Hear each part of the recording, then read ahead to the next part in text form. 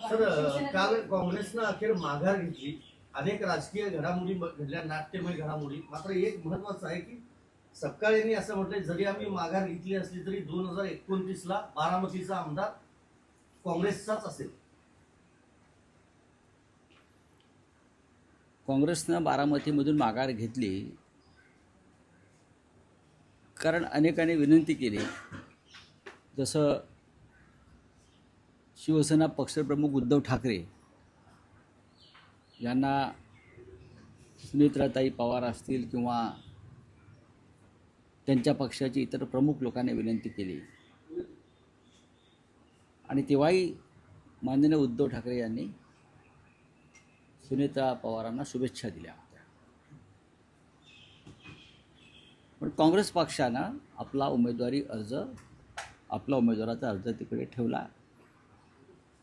त्यात त्यांची काही धोरणात्मक भूमिका होती. त्यांनी एक जी मागणी केली होती की अजित पवार यांच्या संशयास्पद अपघातासंदर्भात FIR दाखल करा.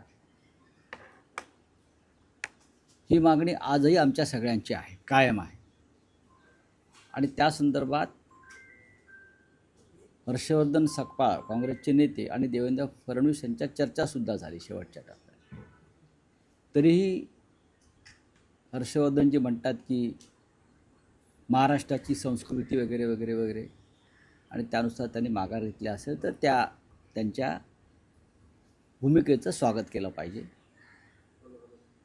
पण ही एकच निवडणूक असते की येणारी पहिली निवडणूक मृत्यूनंतर एखाद्या नेत्याच्या, ती बिनविरोध करण्याची प्रथा परंपरा महाराष्ट्रामध्ये होती. ती प्रथा परंपरा मोडली भारतीय जनता पक्षाने.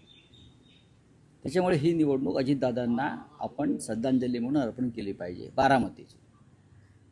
आणि पुढल्या निवडणुकीचा आपण एकत्र महाविकास आघाडी म्हणून विचार करू. त्यात काय करता येईल, कसं करता येईल. 2029चा विषय आहे आणि महाविकास आघाडी म्हणूनच आम्हाला एकत्र लढावं लागेल. पण राऊत साहेब, या सगळ्या प्रकरणात काँग्रेसने साध्य काय केलं? कारण माघार घ्यायची होती, राजकीय सभ्यता, महाराष्ट्राची संस्कृती ही पूर्वीपासूनच आहे ना, तर या गोष्टीचा विचार सुरुवातीलाच केला गेला नाही. असं नसतं. आणि नंबर 2, राहुरीमध्ये शरद पवार यांनी उमेदवार ठेवलेले आहेत. बारामतीत एक नाही, राहुरीची निवडणूक आणि बारामतीच्या निवडणुकीत फरक आहे. तुम्ही त्याची तुलना करू नका. त्याची तुलना करणं योग्य नाही. तिथेही त्या सदस्याचं निधन झालं आणि त्यामुळेच पोटनिवडणूक होते ना. नाही, आता मग ते अपघाती असेल, निधन हे दुःखद असतं. हो, बरोबर आहे. पण अशा प्रकारचा सभ्यपणा, सुसंस्कृतपणा भाजपनं कधीच दाखवला नाही ना. भाजपचा सभ्यपणा आणि सुसंस्कृतपणाच्याशी काय संबंध कधी अशा बाबतीत आला नाही. मी उदाहरणं दिली तुम्हाला. पंढरपूरची पोटनिवडणूक असेल किंवा नांदेडची लोकसभा पोटनिवडणूक असेल, हा सभ्यपणा भाजपच्या बाबतीत दिसला नाही. त्याच्यामुळे बारामती अपवाद आहे.